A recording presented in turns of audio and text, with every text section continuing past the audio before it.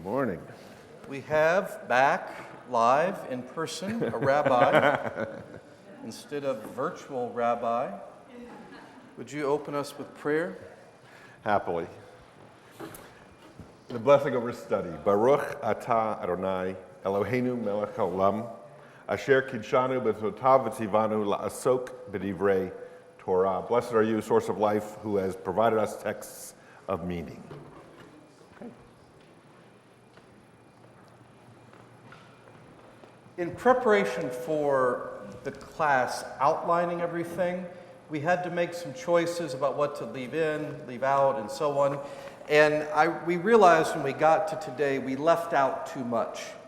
So rather than talk about the binding of Isaac, Abraham sacrificing Isaac, we're going to summarize and spend a little bit of time over several chapters talking about what we had skipped or about to skip, because it's very important. Something Aaron just pointed out to me is that these stories, particularly where we are right now, you could think of it as the birth of the nation, the birth of Israel, some of their origin stories that are taking place. So what we might look back to as Americans or somebody, your family, the stories that make us who we are, these are the things that occurred. Now, where I'm from is consistent with what these stories are. And what I mean by that is, I have found, and this is a stereotype, it's a cliche, I acknowledge that. In the North, we hide our crazy. In the South, we put it up on the front porch. It's for the whole world. You're from Georgia, am I right? Right. It's for the whole world to see. Oh, we got problems. We're not trying to hide it. You know, my uncle's on drugs, and this guy wrecked his truck again, and this one. The Israelites, at least as they wrote the stories down, I'm proud to say, are Southerners in that sense. They're not whitewashing, painting, glossing over their problems. There are loads of family dynamics issues. I'm always curious what the psychiatrists think about this. Oh my God, the guy tried to pretend his wife was his sister so he would get out scot-free, and then he does it again. And then his son does the same trick. That's messed up. Those are family systems theories going on there. And so they put these things on display, which is really quite remarkable, how people react in a human way. So I want us to spend a little bit more time in these foundational stories. I would posit that if you as a family, as an individual, are able to reconcile those origin stories, which you're not always the hero, you're not perfect, there are flaws. If you can reconcile those flaws, those crazy characters in your past, and integrate them, you'll be a much better person, grounded person, blessed and to be a blessing person, which I believe is what Israel is, than if you can't. Rather than deny it, I think they own who they are. So what did we discuss last week? Anybody remember? You weren't here. Abraham and his nephew Lot. And they got too much stuff. Oxen, camel, donkeys, slaves, whatever. And the land's not big enough. This is too small a town for both of us. So one of us is going to have to go. Is that fair? And Abraham suddenly, somehow decides, in a moment of, he's magnanimous, instead of being unbelievably selfish like he seems to be, and rather than pawning off his wife as his sister, and here you go, Pharaoh, you know what, nephew, you can pick whatever land you want, I'll take what's left. And so Lot picks, by the way, really poor choice on Lot's part. He basically picks Sodom and Gomorrah, which gets destroyed completely. But anyway, that's the last thing we read about. So Abraham seems to have, well, maybe this is what it looks like to share the blessing, to be the blessing. Maybe, we all go through moods. Sometimes we feel more excited. more hopeful. Other times we get more down in the dumps. And sometimes you're ready to sell your spouse out as a slave. And sometimes, you know what? That's exaggeration, obviously. Sometimes you're ready to say, you know what, you pick. I don't care what restaurant we go to. I'll be happy with anything. And you really mean it. The characters are not one-dimensional or flat. Abraham does have some depth to him, which is really quite fascinating. So after Abraham and Lot split with all their stuff, do you notice there's an interesting little fine line that keeps going? Even though these terrible things happen, does Abraham get richer or poorer? He seems to keep getting wealthier, which is weird. I would say there is something in the Christian tradition which is relatively new, which I consider appalling, called the gospel of prosperity, which is, in a nutshell, perhaps we should try that here. Just as an experiment. If you all give me $1,000 and you're faithful, God will double it. No. I got a message. God will triple it. But make the check out to my best friend, Mr. Cash, and give it all to me, and you will be blessed. That, by the way, is a summary of the whole prosperity gospel. But it kind of feels, if Abraham is good or bad, faithful or unfaithful, he gets richer each step of the way. Am I missing something? No, that's the story. That seems to be what's happening. So Abraham and Lot split. In chapter 14, I won't go into the details. This is a whole bunch of kings listed. And it says most of the time when it talks about kings in the scripture here, we'd call it a chieftain, a local tribe or area, like Monongahela and Donora, the kings of each of them, the battle broke out. It's just a small group of people going. And so all these small groups of people in that desert area started warring with one another. And Abraham's nephew, Lot, was living near the Dead Sea. And in all these battles back and forth, Lot and his family were taken prisoner. And so, what does Abraham do? He took 318 of his most able men. Do you know why it says that specific number? No. It's just a thing. 318 of his most able-bodied men, and went and waged war on the other kings and got his stuff back, which I hadn't thought about that till I said it aloud. It effectively equates Abraham as tougher than a king and more warlike and conquers and took back Lot, his nephew. And then this is the interesting part. A local king who is also a holy person, a priest, whose name is Melchizedek. Any of you ever heard the name Melchizedek? No, do you know anybody named Melchizedek? That would be really, really cool. Mel, but not Melchizedek. Melchizedek, the local king and the holy man or priest, came to Abram and they blessed each other. Mainly Melchizedek blessed Abram, and he used bread and wine and blessed him. Now, this is a point that Aaron and I want to bring up. There are all these interesting parallels with Judaism, particularly the foundational stories that we're talking about, and Christianity. And what does some holy man king coming to bless the person with bread and wine sound like to you? Eucharist, and specifically who? Jesus. In his body and blood, the bread and wine, the holy person and king, that dual figure, blessing the people. And so in the book of Hebrews, New Testament, that is specifically referenced by the writer, that Jesus is the high priest forever according to the order of Melchizedek. That's the phrase used. What in the world? So a couple things. What does it mean to be Jesus Christ as a priest forever according to the order of Melchizedek? Does Judaism exist at this point in the story? No. Abraham, this is like the founding father ancestor.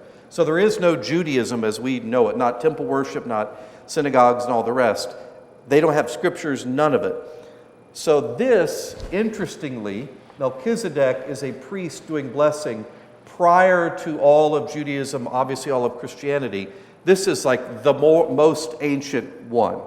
So Jesus, or I should say Melchizedek, is an archetype for Jesus.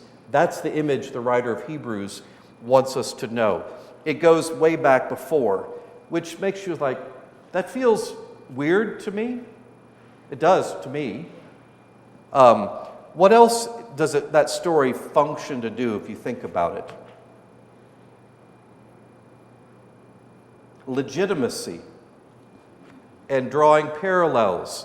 And if you want to show how good you are, how valid your group, Christianity in this case, is, you tie it into something that has credibility. And there's a related point over and over of these parallels of us being Christians, looking back into history. For a negative view of this would be called cultural appropriation. A positive view would be called inspiration for your identity or where you come from. I mean, it depends on what your perspective is and how much of that you do. So where do things like our liturgy in the Christian church come from? It comes from Judaism. And a lot of our stories and a lot of our heroes, and what Aaron and I were also just talking about, when we did the parables class last year and when we talked about the Gospels before, I was struck over and over by how much of Judaism it assumes you know when it's talking about everything in there. And if you think about it, if I said to you the two words, the Twin Towers, do all of you know what I mean? And it probably elicits 2001 and the feelings there and being attacked, but also a unifying event. But if I said that to somebody in the year 2000, what would the Twin Towers mean at that point? Probably, you know what it meant to me before that? Melvin Turpin and Sam Bowie were the Twin Towers of the University of Kentucky basketball team when I was a kid. Or it could mean Houston Rockets, Ralph Sampson, and Keem Olajuwon. Or it could be, it's usually some combination like that. Or it could be, the buildings in New York at the time.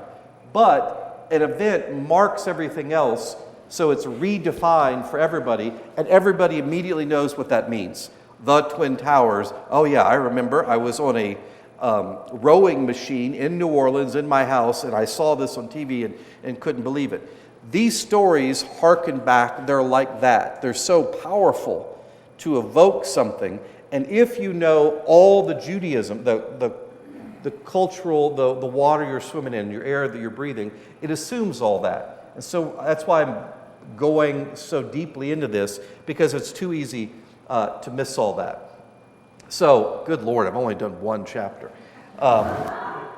Bread and wine become the blessing. And guess what? We say in our ordination rites, too, that you are now a priest forever, Jonathan, Neil, Cameron, according to the order of Melchizedek.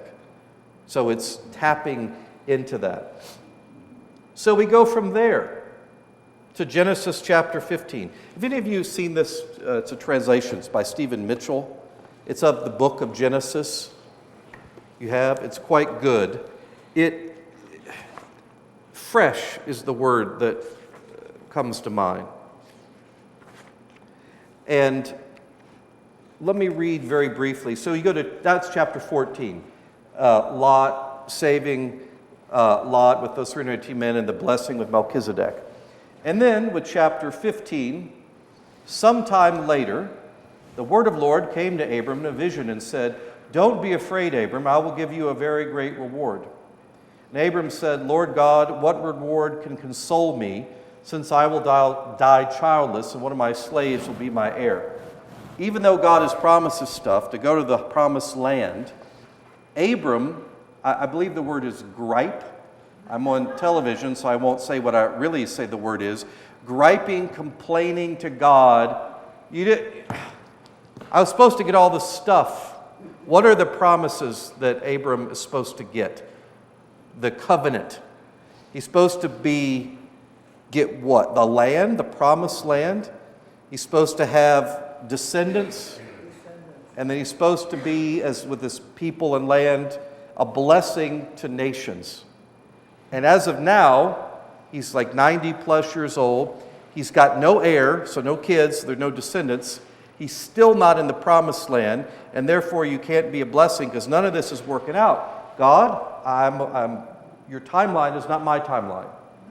Is essentially what Abram is saying.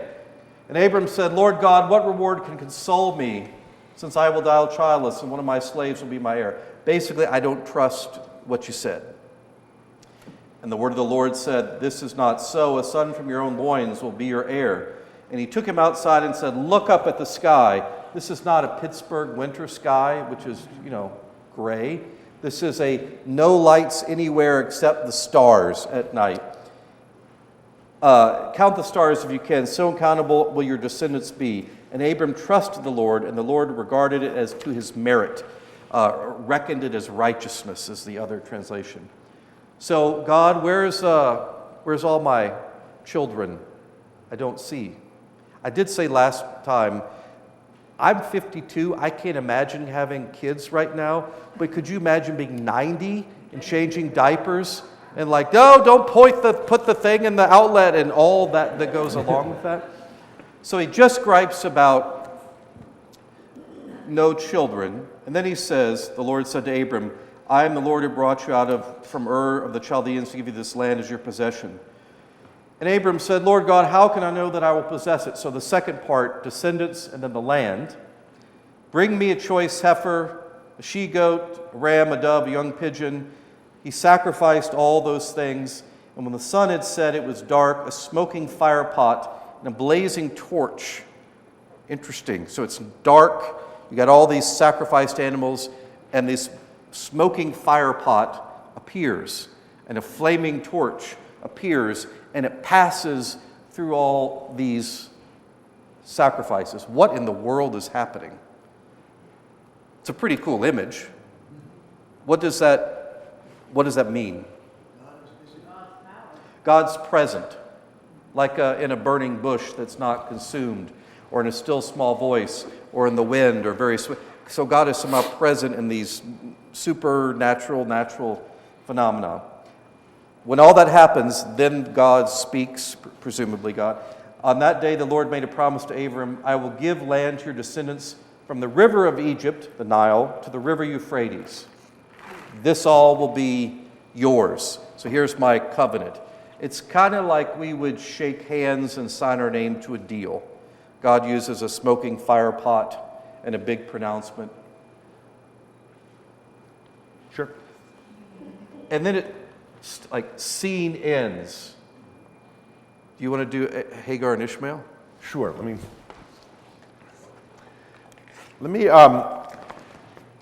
So Jonathan intimated that these stories were at a point in the narrative in the Old Testament, in the book of Genesis, where the stories are coming together, and we're going to now get the birth of a nation, as it were, right? These various disparate tribes of individuals early in Genesis, Adam and Eve and Noah and the rest, and now it's sort of congealing into a story about a particular family, a clan, a tribe that's going to be that's going to fulfill the future promise that God has made to Abraham. These stories become a template later for the birth of Christianity or the role of Jesus, such that at various times, I don't have the citations, but Jesus may be referenced as a new Adam, or a new Noah, or a new Moses, or a new Abraham, right? Does that resonate at all, those? Or Christians as a new Israel. A new Israel, term. That idea. And that the promises made to Abram, later Abraham, and to the Israelites, to the Jewish people, are essentially transferable. So you may have some recollections of, we're not there quite yet, but when Abraham and Sarah are informed that she will, in fact, even at her advanced age and at his advanced age, will become parents, she'll have a child. It's a story of a miracle birth because of her advanced age, not so different, if you will, than the miracle birth that a virgin will give birth. It's terribly unlikely, and yet that's how things happen in God's world, right? And there are three visitors, and these kinds of parallels take place. So the idea that Melchizedek, which means Melech is the Hebrew word for king, and Zedek or Tzaddik is righteousness.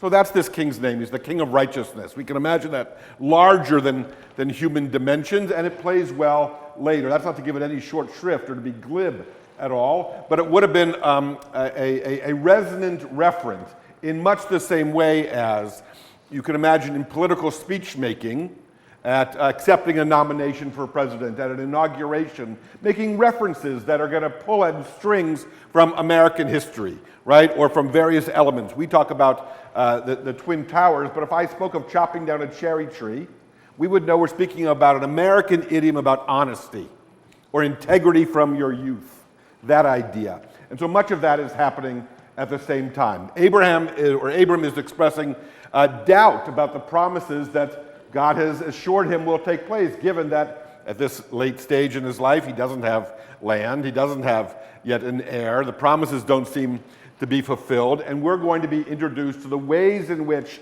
this begins to get addressed, and in some ways we'll understand these stories with the benefit of hindsight, or looking in the rearview mirror, are in some ways sort of just so stories about why it is that we have the enemies that we do today. Why it is that in modern-day Israel or the Middle East, completely different peoples, who we understand have an ancient familial link, claim the same land, right? My father received a promise. His name was Ibrahim. My father received the same promise. His name was Abraham. We're speaking of the same thing, and now we're at odds with one another. And the idea is that this rivalry or this tension within the family begins at these early moments. Yes? All right. Are there any questions so far just about that, about how these stories get laid out? Yes, Judy. Where was Abraham? How far ago was Abraham to where Christianity was? And was that all written down that the writer of Hebrew could know about Melchizedek? How did that? The question is how much in time did the story of Abraham and Melchizedek precede the first century or Jesus arriving on the scene? My understanding is that in the historical timeline that we date Abraham or the stories from that period as what we would refer to now as about 1800 BC. So call it 18 centuries, 2,000 years before. What happened that existed for the people who were writing the book of Hebrews that they knew about Melchizedek? Yes, the writers of the books that are in the New Testament were very familiar with the stories that came earlier, right? These were oral traditions. These was, I don't know, in mother's milk in terms of how we came to understand who we are, right? Yes. I'll share with you, there was a story, I'll get just a Russ. There was a story about a young Palestinian boy recently who was asked where he's from, and he mentioned his grandfather's village, to which he had never been, which he'd never seen, but he'd heard, this is who we are, in much the same way, right? The authors of these later stories knew these earlier stories and were essentially saying these are templates, or this is a precursor to. Or, if you will, in the larger family system idea, it's not just that Isaac or Ishmael is going to do what their father Abraham did, but that, you know about what's called epigenetics, the idea that we pass, trauma passes through a family through generations, or patterns do. So in the much larger family systems story, that which took place with Abraham and God is going to happen again. And we'll use the same language, we'll understand the same patterns. Yes, Russ, and then we'll get Charles. The author of the letter to the Hebrews was actually quoting from a psalm. Uh-huh. I think it was Psalm 121. That psalm attributes the priesthood of Melchizedek to David. So the author of the letter to the Hebrews was not only familiar with this story, but was actually quoting from Psalms. You're suggesting it was Psalm 121. Okay. Which makes reference to Melchizedek. And the point that the Hebrews author is making is that Jesus is a different kind of priest from the priests that this Christian Jewish audience knew at the time, who were still presumably going to the temple and doing sacrificial things that the Torah talks about. This is a different order. Good. So that Russ is suggesting that the priests that were in the period of time of Melchizedek were doing what they were doing, but it was a more primitive or an earlier manifestation of what the priesthood was, and Jesus comes later to fulfill it. Is that fair? Okay, essentially. Yes, Charlie. When does Abram become Abraham? Yes. So Why wasn't it ever zeroed in and changed or switched or whatever? We're almost there. A couple more chapters, as it turns out. But let's treat the question. Abram and Sarai are the couple. We're later going to know them as Abraham, as opposed to Abram, and Sarah, as opposed to Sarai. And the question is, when does that change take place? Yes? It takes place in I think we said chapter 17, didn't we? Yes. Yes, it's chapter 17. But let's say something about what the name change means. If you can picture, I wish I had a visual to share with you, but picture the Hebrew language, the characters of the Hebrew language. Yes? You may know or appreciate that the vowels, it's all consonants when you see it written out, and the vowels are typically superscription or subscription. That is to say, the dots and the lines, they sort of float above and below the letters. Can you imagine that? Have you seen Hebrew scripture? If not, I'll share it with you afterwards. Or Google, right, Hebrew language, and you'll see how that works. The vowels are not extraneous, but are extra. And when you read a Hebrew newspaper, unless the vowels are required to distinguish one word from another, it's essentially all consonants, and you learn how to read it absent the vowels. There's a wonderful book by Louis Glinert, who is a professor at Dartmouth, about the history of the Hebrew language. And it describes not only how the characters developed, and you've certainly seen tables or charts where hieroglyphics morph into the letters that we now have. Right, so a certain letter was a shape of a certain animal, and eventually it became the letter K as we know the letter K. Right, that kind of thing. And you've seen the charts. The Hebrew alphabet was originally consonants, or these characters, and the introduction of vowels, of these lines and these dots that circulate, were a later addition and were understood to have divine power. Because vowels, if you will, can change the meaning of consonants, because that's what vowels do. Right? They allow you to give voice to things, right? And by changing the changing the vowels within a set of consonants, you can make all kinds of different meanings and all kinds of different things. And then there were certain additional letters that also carried the weight or the freight of the divine essence. And those are letters. Hebrew is a very sort of mystical language in these ways, or the ways in which it's understood. These were the letters that are used for the name of God. And sometimes that's referred to the tetragrammaton, the four-letter Hebrew name of God, which is Yud, He, Vav, He. Those are the Yahweh is often how that's pronounced. But those letters, it's a four-letter word, but there are three of the letters, Yud, He, and Vav. Then there's a second He. Yud, He, and Vav contain a sort of a divine mystical essence. And so whereas, for instance, this is interesting, and I could point this out to you, if you know the clock on the top of the JCC in Squirrel Hill that has the Hebrew letters around it, you of course don't need to know the Hebrew letters to be able to tell time on an analog clock. But if you understand what's happening with the Hebrew letters that are used as numerals, we take the first, second, third, fourth, fifth through the 10th letter of the alphabet, which is Yud, and we use those letters, and then 11, 12, 13, 14, and on now require two letters to make those combinations. And sometimes, such as with the number 15, we would use the 10th letter and the 5th letter to make the number 15. But the 10th letter is a Yud, and the 5th letter is a He, which is Yah, which is one of the divine names. And so instead, the number 15 is spelled 9-6. right? In order to avoid this combination of letters, which if you were to pronounce it, whoop, you've now just committed a blasphemy. That idea. So the insertion of these letters in various places introduces the divine quality into the name.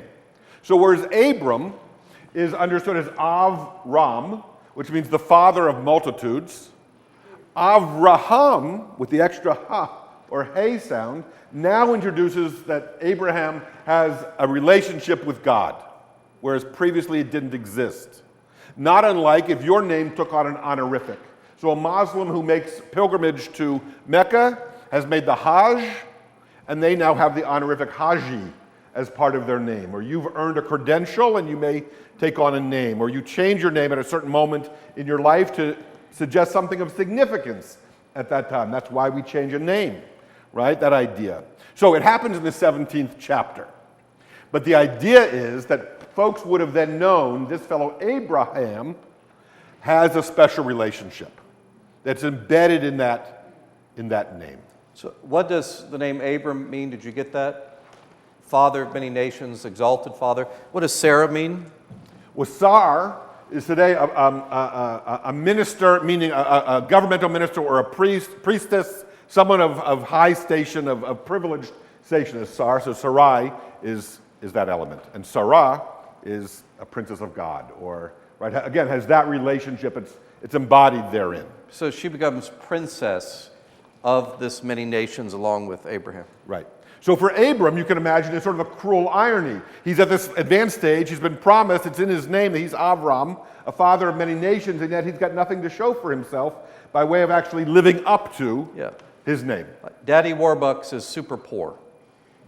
It's the opposite of what you would expect. Right. The irony. Father of many nations has no kids. Has no kids. Has no kids. Right?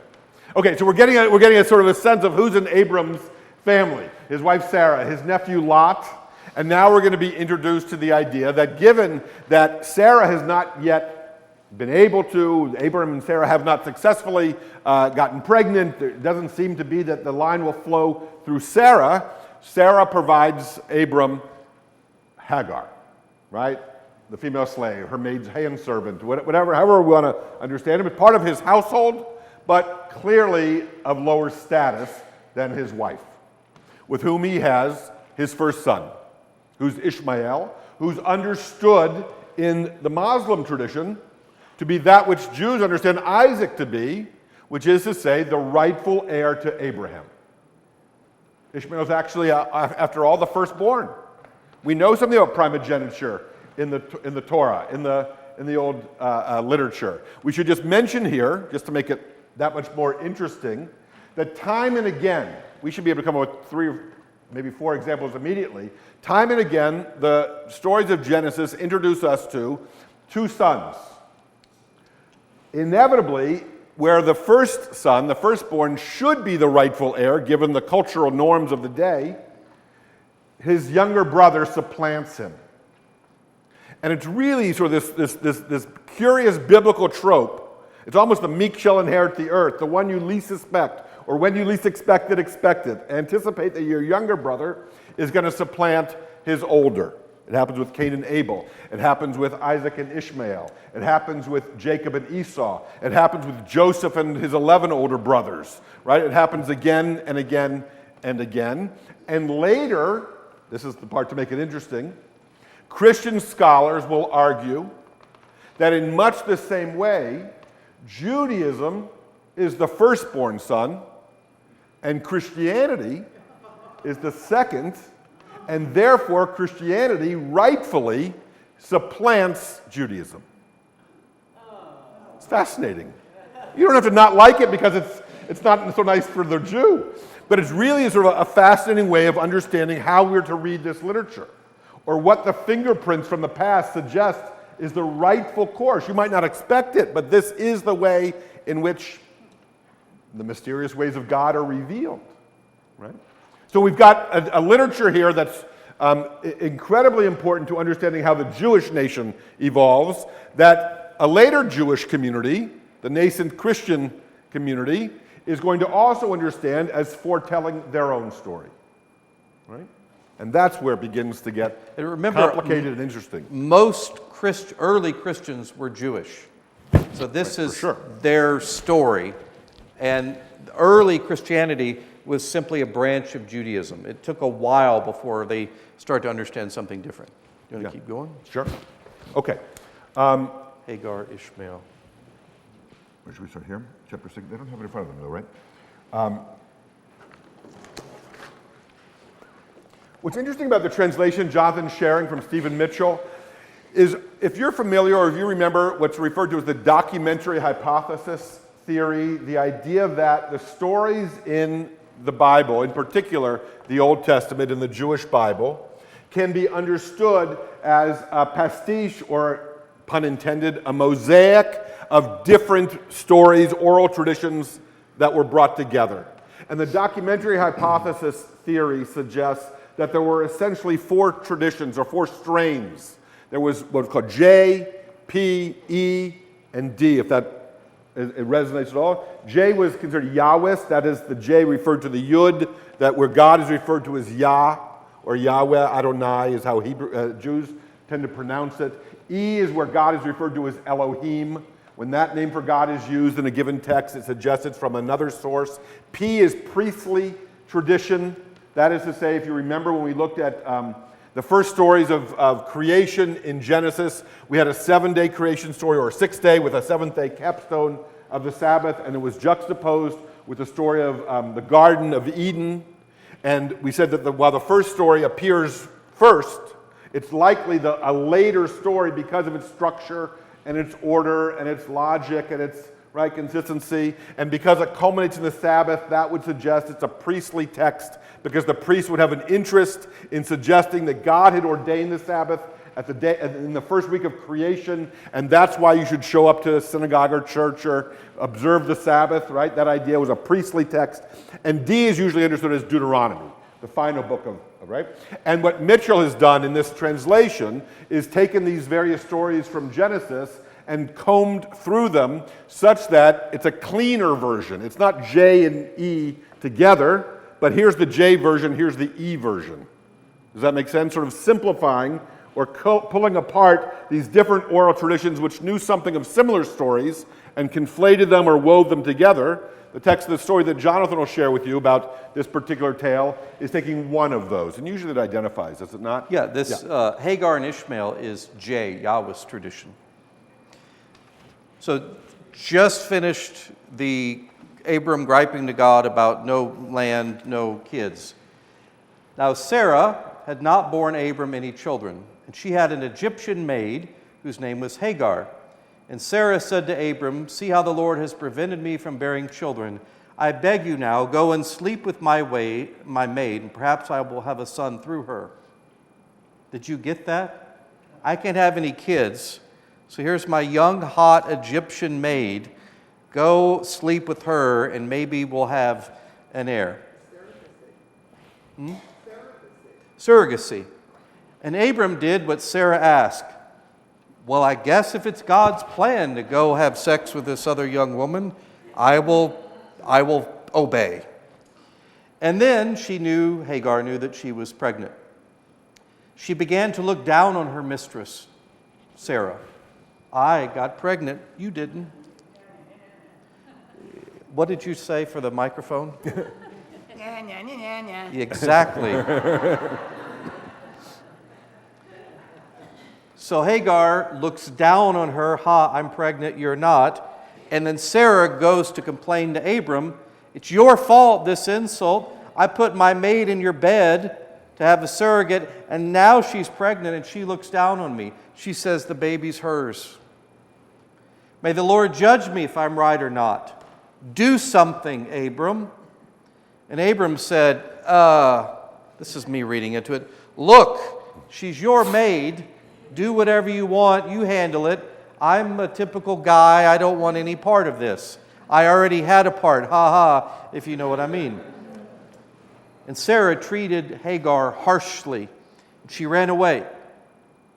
And the Lord found her near a spring in the wilderness, the spring on the way to the land of Shur.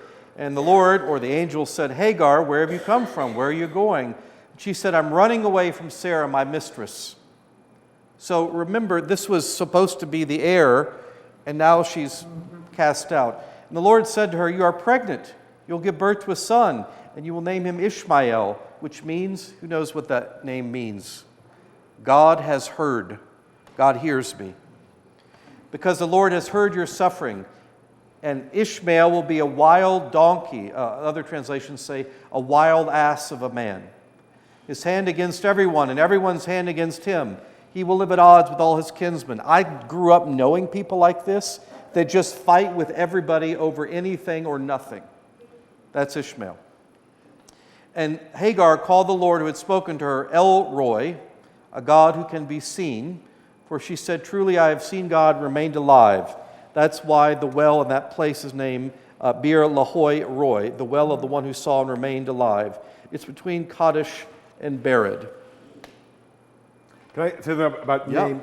Jonathan and I were speaking about, as we were preparing this, the layers of not abstraction, but sort of distance. That is to say, the names of the folks themselves, or the names of these places, or the references for God are themselves resonant with meaning. So Hagar, the maid, the slave with whom Abraham's going to have this child Ishmael, Hagar means Hagar, which means the stranger.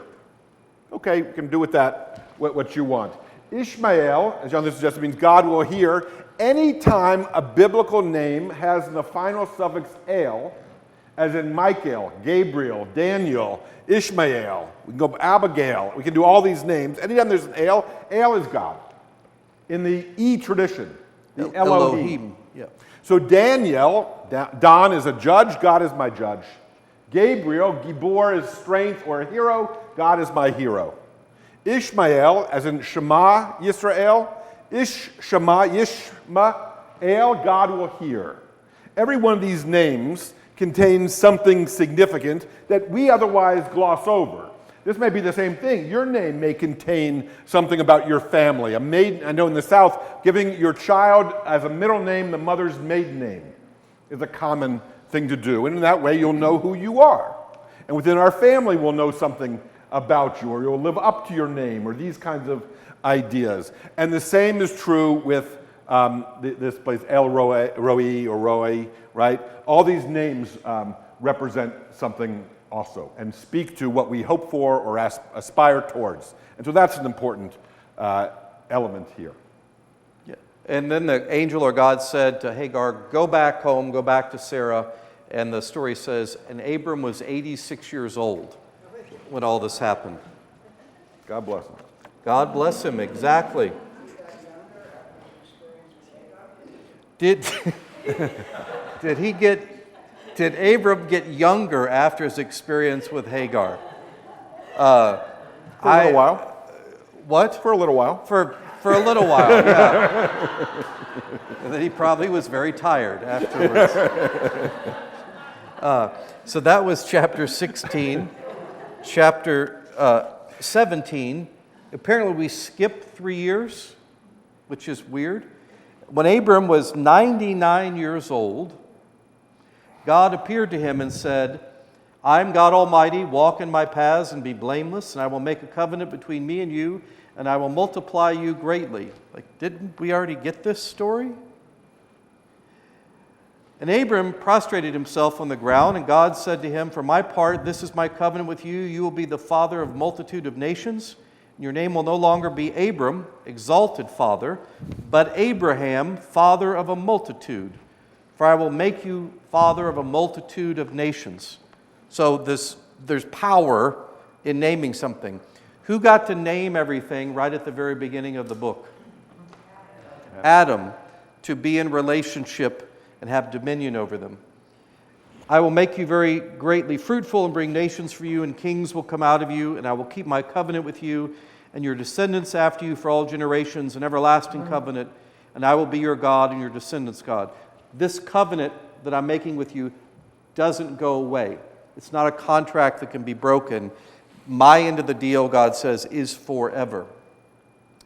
And you have all these descendants, and you'll possess the whole land of Canaan, an everlasting possession.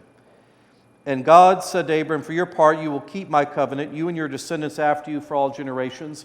And this is how you will keep the covenant between me and you. This, Abraham, is how you will show you're doing your job.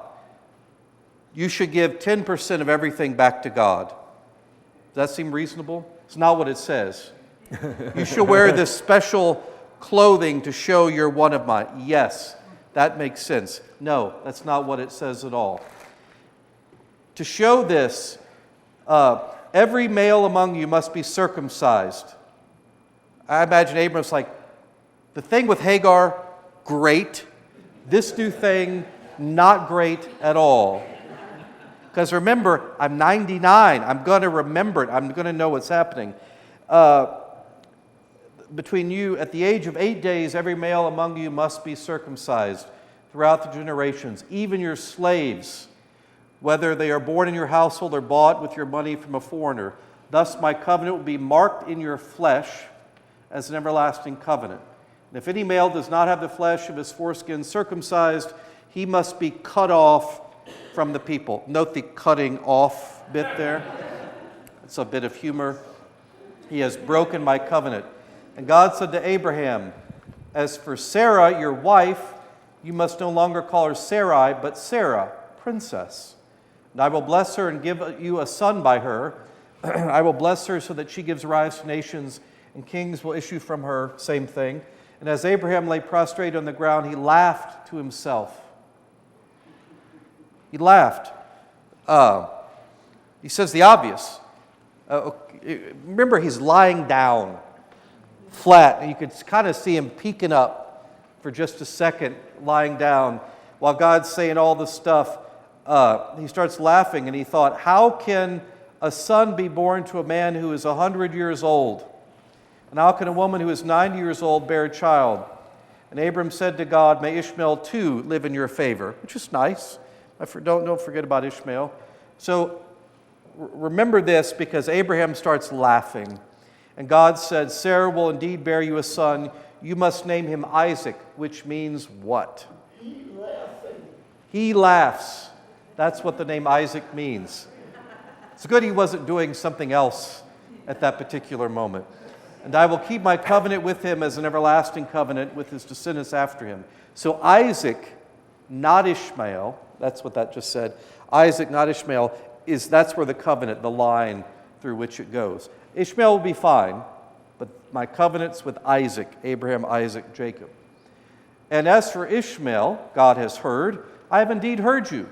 I will bless him too, and make him fruitful, and will multiply him greatly. He will father 12 chieftains, and I will make him into a great nation. But I keep my covenant with Isaac, whom Sarah will bear to you at this season next year. Oh, that's a timeline now. Before it was just some in the future promise saying next year, so any time.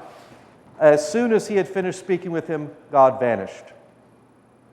And then Abraham took his son Ishmael and every male in his household, the slaves, all of them, and circumcised the flesh of their foreskins that very day. Could you imagine? I'm just trying to think of Abram. God has spoken to me and said this, and you're like, whoa, I didn't hear that. Are you sure? Have you confirmed and verified, double-checked, and so on? Measure twice, cut once. Measure twice, cut once. Nice. Ishmael was 13. Thus Abram was circumcised on that very day, and his son Ishmael and all his slaves, whether born in his household, and all with him. Anything about that? Why? I think I already know the answer. Why circumcision as a sign of the covenant? Is there any answer to that within Judaism? Well, answers are postulated. We don't have a definitive rationale other than the idea that marking the foreskin is suggested that through the sexual organ, through procreation, through future generations, that's how this gets transferred. I I don't know that it was current in any other cultures at the time. It would have been a dramatic demonstration of your fealty and your loyalty. But it's often understood, this already assumes that it's justified or that there's a rationale for it, that we're born, let me back up. There was a discussion in the Middle Ages in the Jewish community about whether or not medical interventions of any sort are justified. That is to say, we had to make sense of the decision to go invasively enter a body and, if you will, this is my muddle with what God has set in motion. If God has created you and your body develops a disease, or you come by a condition, who are we, human beings, to get in the way of what God has set in motion? So we needed a means by which to justify or to describe that is actually our responsibility.